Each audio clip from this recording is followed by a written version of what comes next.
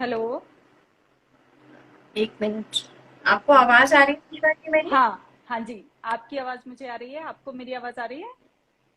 हाँ जी, बिल्कुल मुझे आ रही है। कैसी हैं आप? तो मैं बढ़िया, नमस्कार, स्वागत है आपका मेरे पेज पर। Thank you so much. और थैंक यू और सो मच लाइव रखने के थैंक यू। लिए। जी, स्वागत है आपका। तो पहले मैं आपके बारे में बता दूं सभी को कि आप मूल रूप से कानपुर से हैं और अभी पुणे महाराष्ट्र में रहती हैं। आप जी स्वतंत्र लेखिका हैं, शास्त्रीय नृत्यांगना हैं, बागवानी ललित कलाओं में रुचि रखती हैं जी। और आपकी आपकी कई लघु कथाएं और लंबी कहानियां सब पत्र पत्रिकाओं में प्रकाशित हो चुकी हैं। तो जी हम आज हाँ आपके जी। लेखन, आपके शौक, उन सभी के बारे में आपसे बात करेंगे। तो पहला कि आप अपने बिल्कुल। बारे में कुछ बताएं, आपकी लेखन की शुरुआत कैसे हुई? लेखन की शुरुआत तो सुषमा जी घर में माहौल था, साहित्यिक माहौल था। जी। और जैसे बचपन में जो पत्र पत्रिकाएं बच्चे पढ़ते हैं तो हमारे यहाँ धर्मयुग, कादम्बरी ये सब रहती थी। तो ओके। हम सभी भाई बहन ये सब पत्रिकाएं पढ़ते हुए बड़े हुए हैं। जी। तो एक अपने आप ही झुकाव हो जाता है साहित्य के प्रति। जी, और करेक्ट। दूसरी बात है कि पापा बहुत अच्छे लेखक रहे हैं और जी। भैया भी बहुत अच्छा लिखते रहे हैं। हम्म। तो बहुत अच्छे वक्ता भी हैं दोनों। तो एक ओके, वो ओके। हो जाता है, घर में किस्सा गोई का माहौल होता है। हम बातें भी उसी तरह करते थे जैसे किस्से सुनाते हैं। जी, जी, जी। तो वो एक एक्सप्रेशन की आदत पड़ जाती है फिर धीमे धीमे। ये अच्छा है। तो आप और आपका बाकी मतलब लेखन के साथ साथ आप और क्या करती हैं उसके बारे में, आपके क्या शौक हैं? या शास्त्रीय संगीत, शास्त्रीय नृत्य आपने शौक, एज ए हाँ जी। शौक सीखा या एज ए कला सीखा? नहीं, मैंने कला की तरह ही सीखा है। मैं जी। भरतनाट्यम ट्रेन डांसर हूँ। जी। मैंने पूरा सीखा हुआ है हम्म। और बहुत सारे स्टेज शोज भी किए हैं और अभी भी एक्टिव हूँ मैं डांस में। तो तो आप पुणे में करती बाकी हैं ये सारे आप। शोज? हाँ जी, आपकी आवाज कट के आ रही है सुषमा जी। अच्छा, अच्छा। शायद नेटवर्क प्रॉब्लम है। आप पुणे में ही करती हैं ओके। Dance shows? आप मतलब और कहीं भी जाती हैं, other cities, in other cities, और ओनली इन नहीं, पुणे? अभी तो अभी इतना नहीं हो पाता है। अभी लेखन में व्यस्तता बहुत बढ़ गई है और जी। बेटा भी बड़ा हो रहा है, उधर भी ध्यान देना पड़ता है। तो बिल्कुल, बाकी बिल्कुल। अपने लोकल लेवल पर मेरा चलता है डांस का।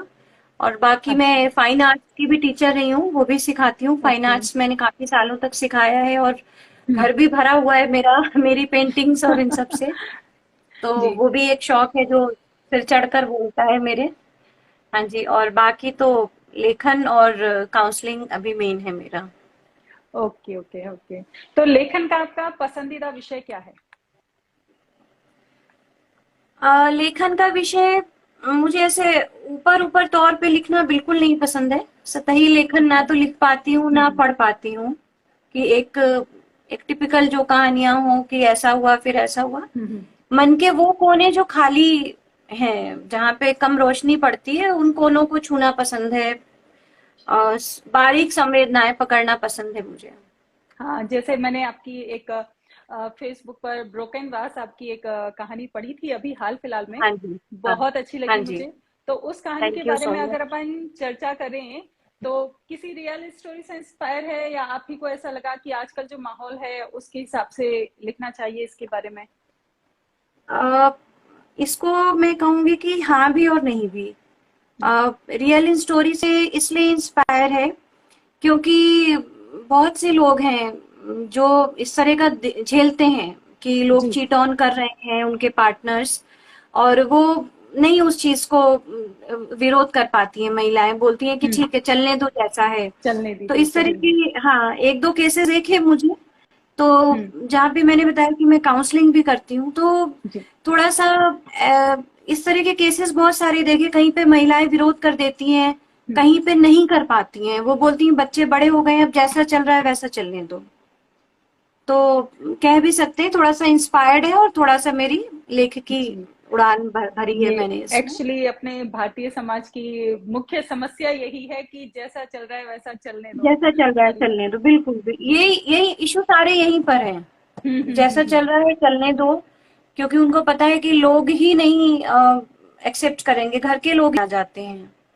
जी, बिल्कुल, बिल्कुल, करेक्ट। तो आप इतने सालों से लेखन में हैं, तो जी। एज़ ए महिला आपको क्या लगा कि आपको किन-किन चुनौतियों से रूबरू होना पड़ता है? जो सबसे बड़ी चुनौती है, जिससे कि शायद सारी मेरी जो फीमेल को राइटर्स हैं वो इस बात पे समर्थन करेंगी।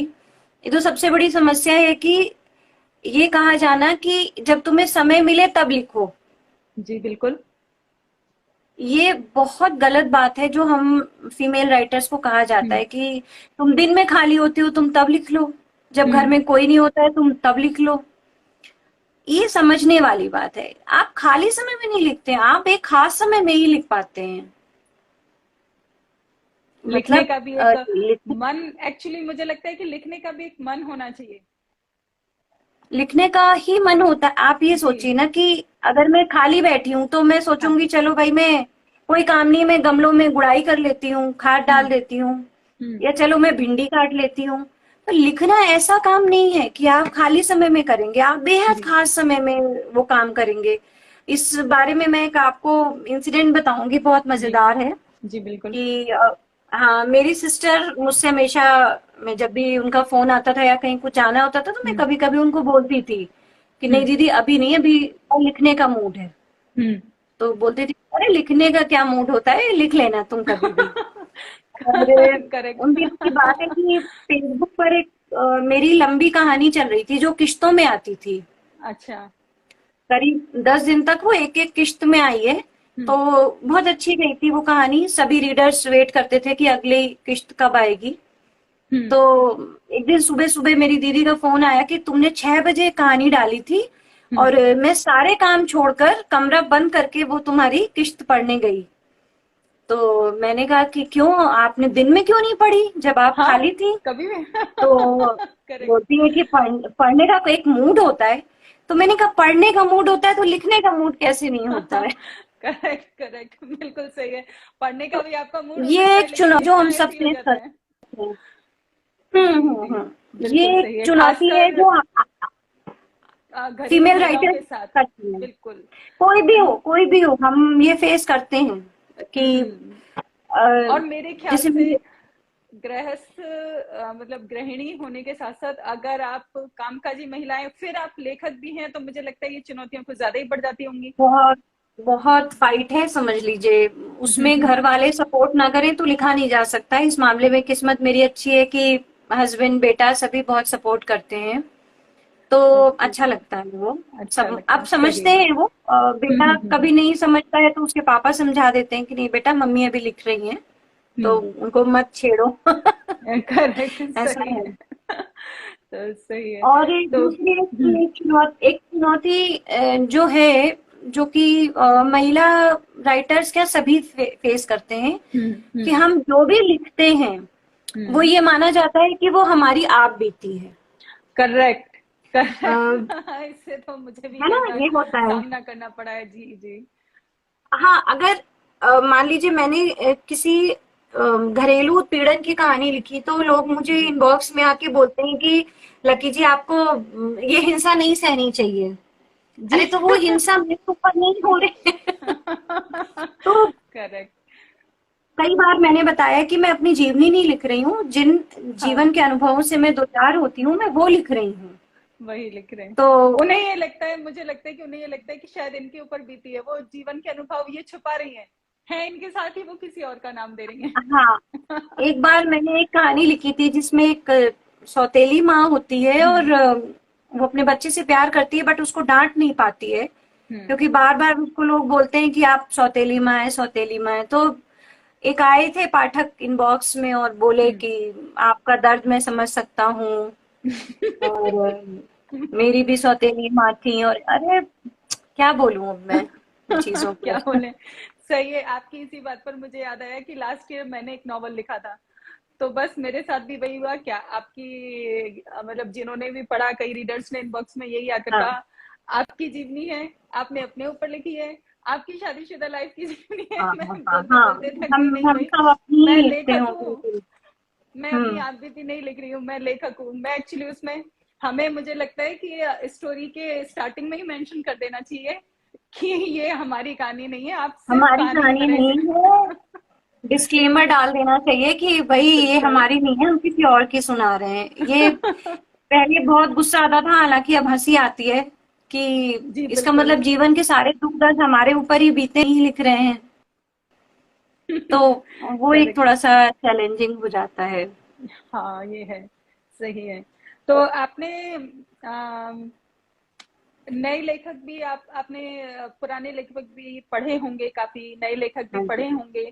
तो महिला लेखकों और पुरुष लेखकों के लेखन में कुछ भिन्नता, कुछ असमानता आपको नजर आती है उनमें, मतलब डिफरेंस उनके लेखन में, दोनों स्त्री पुरुष होने के हिसाब से, या कहें कि कोई उनके लेखन में असमानता, भिन्नता होती है?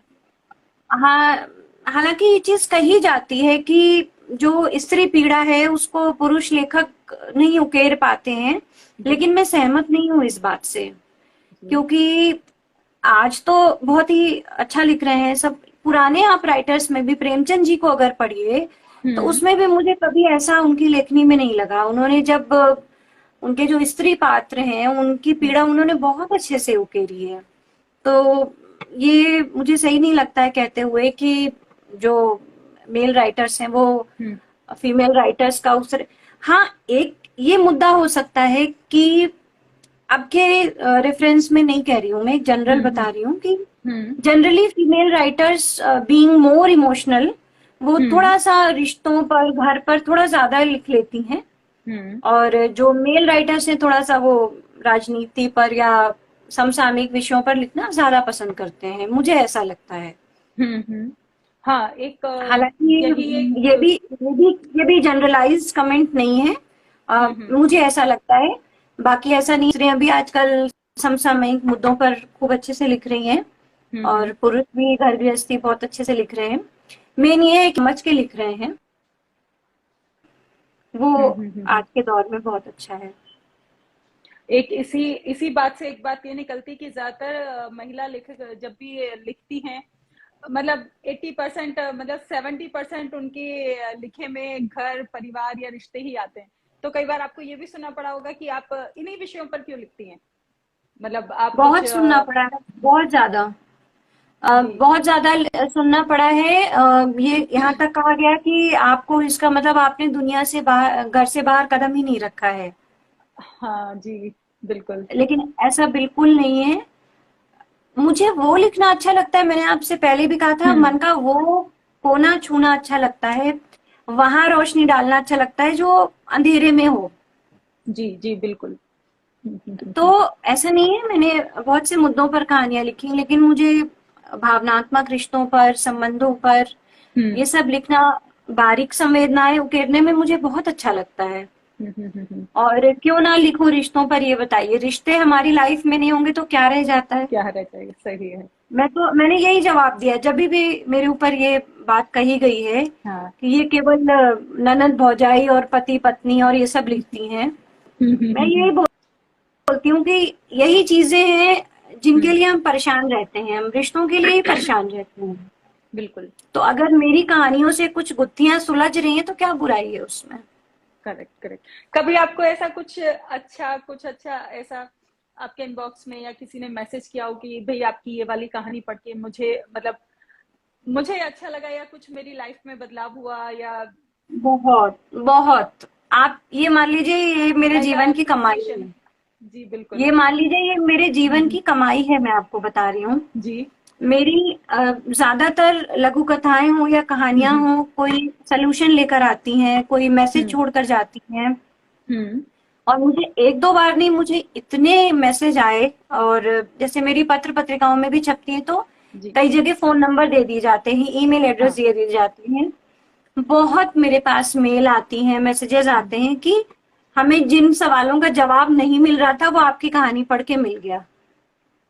और मेरे पास फेसबुक, जो मेरे फेसबुक के पाठक हैं काफी बहुत हम्म, अच्छे हैं, तो वहां से मुझे उपहार भी मिले हैं और गुड बुके भी गुड। मिले हैं। जी थैंक यू जी। नोट मिला है बुके के साथ वाह। कि आपने हमारे लिए, मतलब मैंने कुछ नहीं किया, मैंने एक कहानी लिखी है, सही है। बट उनको लगा कि नहीं, कुछ तो हुआ है पॉजिटिव उनकी लाइफ में।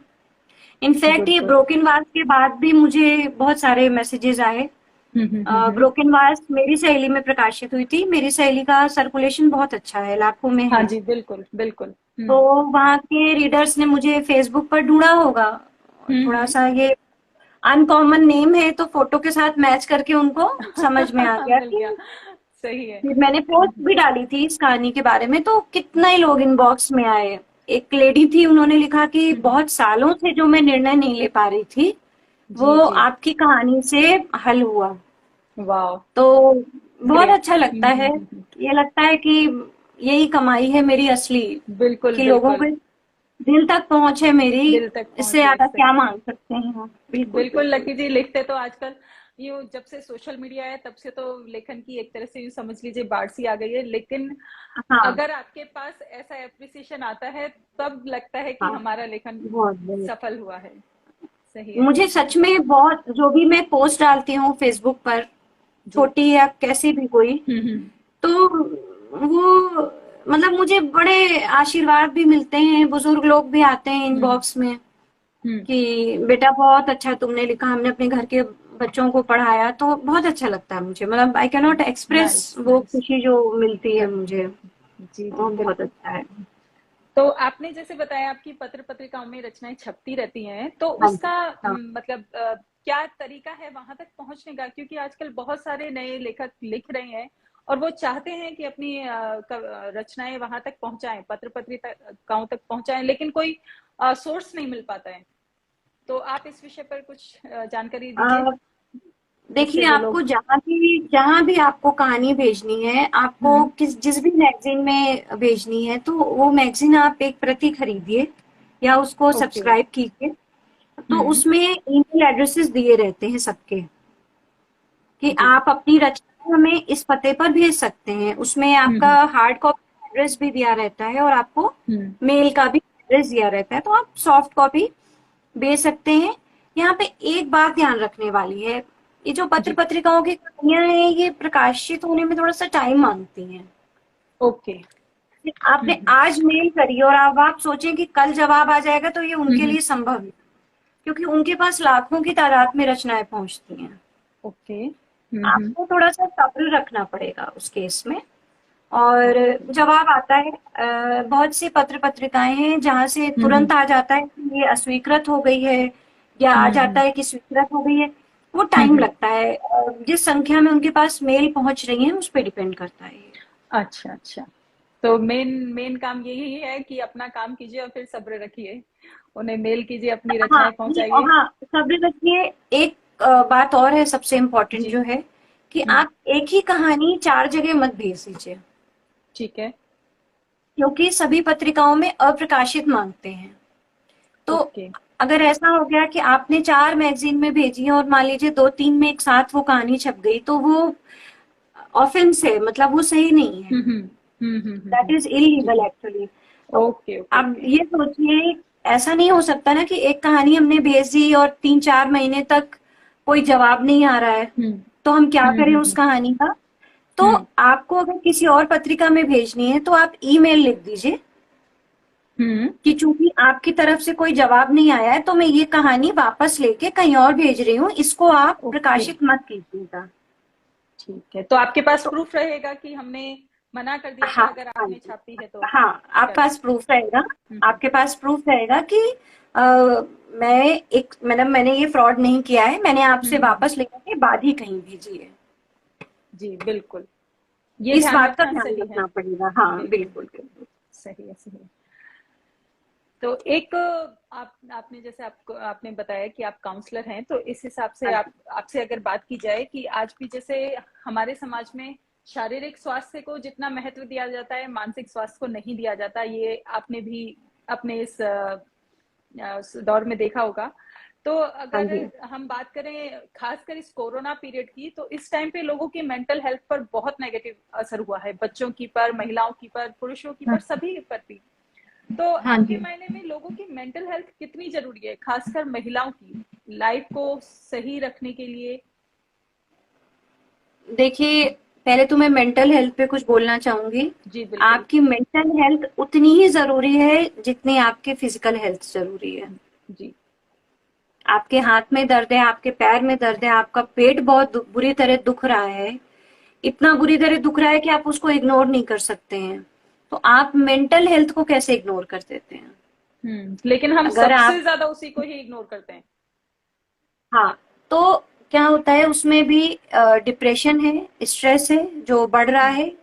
युवाओं में, बच्चों, सब में बढ़ रहा है, कोई एज लिमिट हम्म। नहीं है इसमें। हम्म। तो क्या है, ये आपको इग्नोर करने की चीज नहीं है। आपको बिल्कुल। जब भी लगे कि कुछ मुझे अच्छा सा नहीं लग रहा है, तो हम्म। आपको उस पर ध्यान देना है। आप मिलिए, डॉक्टर से मिलिए, कोई शर्म की बात नहीं है।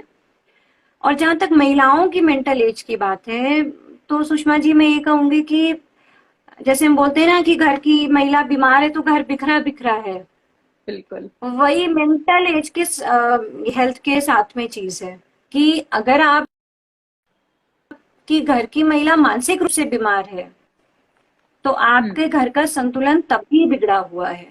इस बात को बिल्कुल। बिल्कुल। समझिए आप। हम्म। हम्म। बहुत जरूरी है। आपके हम्म। घर की जो धुरी है, जो स्तंभ है आपके घर का, हम्म। उसको आपको मेंटली और फिजिकली फिट रखना ही रखना है। हम्म। तो इसके कुछ सिम्टम्स, अगर जैसे मतलब महिलाएं अपने ऊपर ध्यान नहीं देती हैं, तो थोड़ा सा जैसे आपको कब ऐसा लगना चाहिए कि नहीं अब मुझे अपने ऊपर ध्यान देने की जरूरत है मानसिक स्वास्थ्य के लिए, कि नहीं अब मुझे अपने ऊपर ध्यान देने की जरूरत है, या फिर दिखाने की जरूरत है, या जो भी है देखिए, काउंसलिंग की जरूरत है? एक बहुत बहुत एक बड़ा है नींद ना आना। हम्म। जब आपको नींद आनी बंद हो जाए किसी भी कारण हम्म। से, तो आपको हम्म। उसको इग्नोर नहीं करना चाहिए। ओके। आपको बहुत चिड़चिड़ापन हो रहा है, आपको बात बेबात रोना आ रहा है, आपको जी। कुछ अच्छा नहीं लग रहा है, या हम्म। जनरली विमेन ये बात कहती हैं कि ऐसा लग रहा है यार लाइफ में सब कुछ खत्म हो गया है, तो आप, ये सब अलार्मिंग सिचुएशन है, आपको बहुत तुरंत इस पे ध्यान देना है और हम्म। इसका इसको ठीक करना है। ओके। जैसे ये ओके। लगता है ना, डल है, सब कुछ ब्लैंक है, बीच हम्म। में ब्लैकआउट हो जाता है। हम्म। मेन है कि नींद आपकी अगर डिस्टर्ब्ड है तो you okay. Should take it seriously. Okay. तो आप काउंसलिंग की शुरुआत कब से और कैसे हुई? काउंसलिंग करना एक बहुत बड़ी जिम्मेदारी का काम है। ये आपने कब से स्टार्ट मैंने किया? मैंने कुछ सीनियर काउंसलर्स हैं, उनके साथ काम किया हुआ है, जी। और उनके साथ बैठ के मैंने देखा है। दूसरी बात है कि मैं रेकी हीलर हूँ, ओके। जो ओके। रेकी उपचार पद्धति है उसके हीलर हूँ। बिल्कुल। हम्म। तो वहां पे भी मैंने, पेशेंट्स मेरे रहे हैं, मैंने हील किया है हम्म। उनको। तो हम्म। वहां पे भी ये सब इंटरकनेक्टेड है। ओके। आप जब इस तरह की प्रैक्टिसेस में जाते हैं तो हम्म। आपको दूसरों को बहुत समझने का मौका मिलता है। और हम्म। ये काउंसलिंग, हीलिंग, ये सब कुछ कनेक्टेड है। हम्म। धीमे धीमे ही आप अचीव करते हैं। ऐसा भी होता है कि मेरे सामने कोई आकर बैठा है, वो अपने को खुश दिखा रहा है, लेकिन मुझे पता है कि वो खुश नहीं है। ओके। तो ये सब चीजें हम्म। प्रैक्टिस से ही आई हैं, हील करते करते आई हैं। तो तो वो रेकी एक शारीरिक हीलिंग क्रिया है या मानसिक हीलिंग क्रिया है? पूरी पूरी। ओके। अच्छा अच्छा। मतलब रेकी में आप बीमारियां भी ठीक कर लेते हैं। जी। जैसे मैं खुद पेन किलर नहीं खाती हूँ कभी भी। हाँ हाँ। ओके। मेरे कोई भी तकलीफ है तो मैं हम्म। आई हील माइसेल्फ, बच्चे को भी हम्म। हील करती हूँ। तो हम्म। रेकी शारीरिक मानसिक हर तरह से आपको मदद करती है। ओके। ओके। ओके। तो अभी भी आप एक्टिव हैं काउंसलिंग एज ए काउंसलर? आप अभी भी एक्टिव हाँ हैं? जी, बिल्कुल बिल्कुल बिल्कुल एक्टिव हूँ ओके। मैं। बहुत सारे लोग मेरे से फेसबुक पर भी जुड़े हैं, जी। अ, और बहुत सारे हैं, परिचित लोग हम्म। हैं। क्या होता है कि अभी भी लोग अगर काउंसलर के पास जा रहे हैं तो उनको छुपाना होता है, वो बताते नहीं छुपाना हैं। होता है। जी बिल्कुल बिल्कुल। ठीक है, वो that is not an issue. Hmm. बात ये है कि आपको जाना चाहिए। आपको अपनी, काउंसलिंग क्या है, आधे से ज्यादा लोग तो केवल अपनी बात सुना के ही खुश हो जाते हैं, हाँ हाँ। हम्म। क्योंकि उनको सुनने वाला कोई नहीं है। मैं हम्म। बता रही हूँ, स्पेशली लेडीज, हम्म। कितनी लेडीज मेरे पास आती हैं, वो बोलती हैं कि आप सुनो पहले मेरी बात सुनिए हम्म। आप पहले। हम्म। उनको कोई ध्यान से सुनने वाला ही नहीं है घर में। हाँ।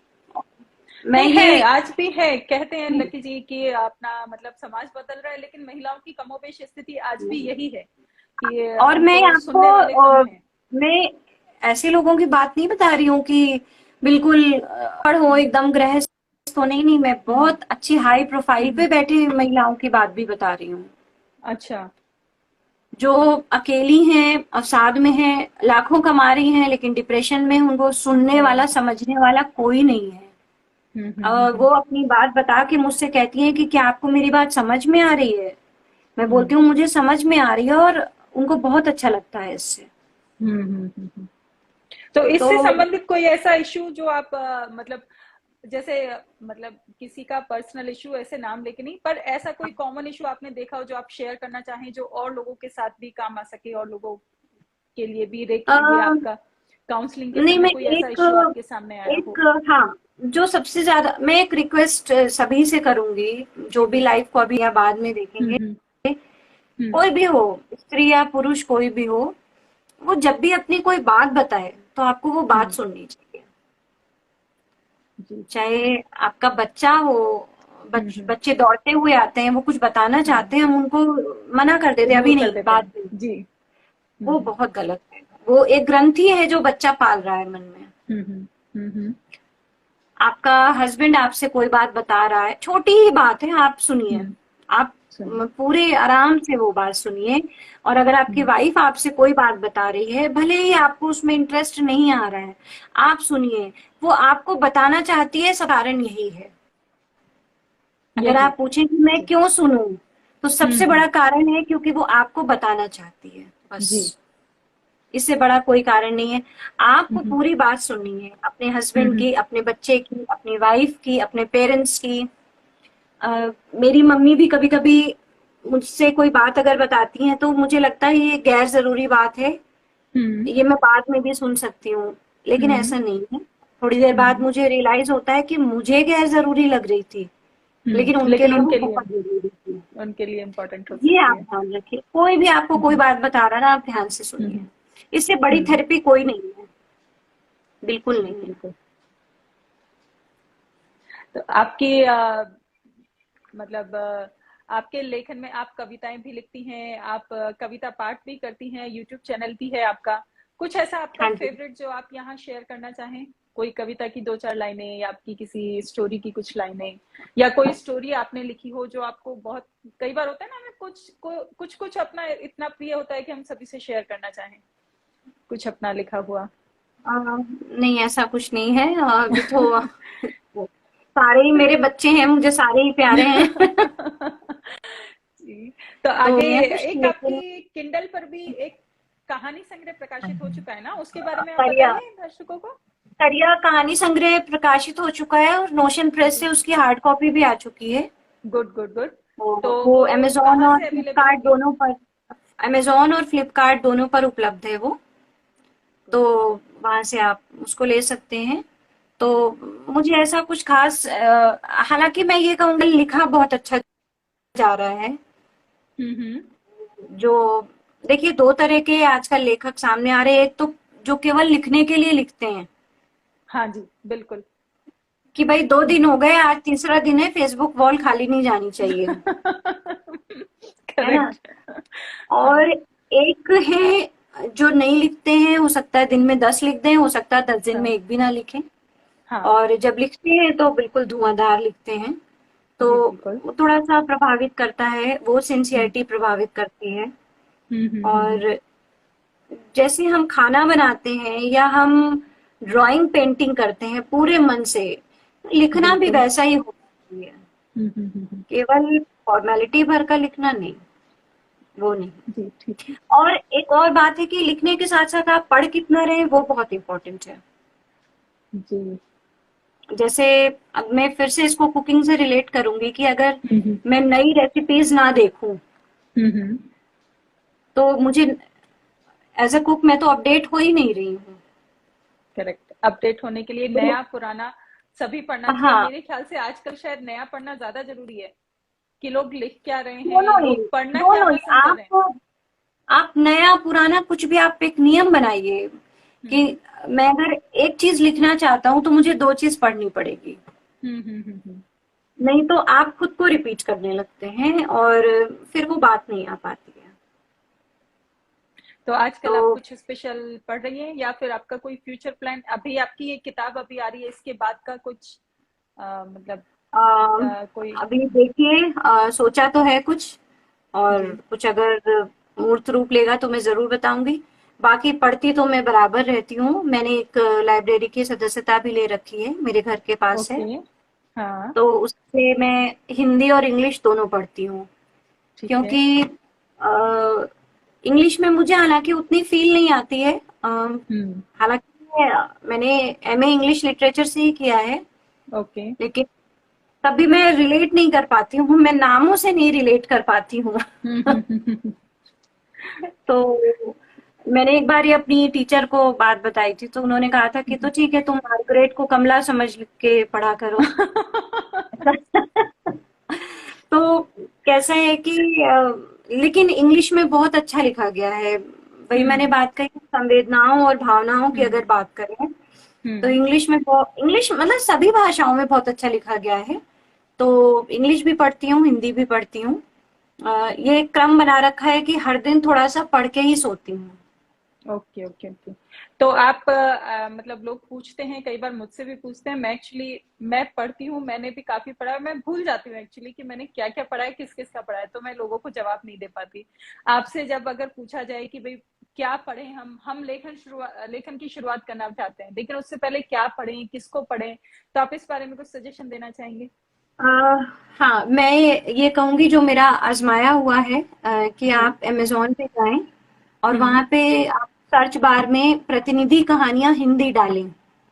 अच्छा। तो आपको ठीक है। बहुत सारे लेखकों की प्रतिनिधि कहानियां पढ़ने को मिल जाएंगी। तो हम्म। वो मेरे पास बहुत सारी हैं, मुझे बहुत अच्छा लगता है। जैसे मान लीजिए भंडारी जी की प्रतिनिधि कहानियां। हम्म। तो प्रतिनिधि कहानियां आपको किसी भी लेखक या लेखिका के वो चुने हुए मन के होते हैं, ओके। जो जो उन्हें खास किए अपने लिए। बेस्ट मान के ही छापे जाते हम्म। हैं।